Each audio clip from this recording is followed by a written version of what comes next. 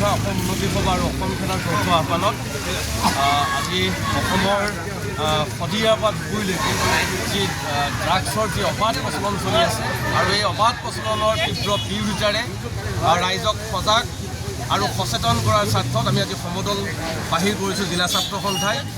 জিলাখনৰ বিভিন্ন দল সংগঠনৰ ঐক্যবদ্ধ প্ৰচেষ্টাত সকলোৰে সহযোগিতাত আমি ড্ৰাগছ বন্ধ কৰিবই লাগিব। এটা কথা স্পষ্ট যে এইখন চৰকাৰ বা প্ৰশাসনে কেইগৰাকীমান ড্ৰাগছৰ বেপাৰীক ধৰিয়ে নিজৰ দায়িত্বৰ কৰণীয়খিনি শেষ কৰিছে। এখন ঘৰ শেষ হৈছে, এখন সমাজ শেষ হৈছে আৰু নতুন প্ৰজন্ম সম্পূৰ্ণৰূপে ধ্বংস হৈছে। আৰু যাৰ পৰিপ্ৰেক্ষিতত সদৌ অসম ছাত্ৰ সন্থাই ধাৰাবাহিকভাৱে ড্ৰাগছৰ বিৰুদ্ধে কাৰ্যসূচী লৈ আছে আৰু আহি থকা দিনতো আমি জিলা ছাত্ৰ সন্থাই ধাৰাবাহিক কাৰ্যসূচী ৰূপায়ণ কৰিম। এখন ঘৰ সম্পূৰ্ণৰূপে ধ্বংস হৈছে, নতুন প্ৰজন্মৰ যুৱক যুৱতী সমূলঞ্চে ধ্বংস হৈছে।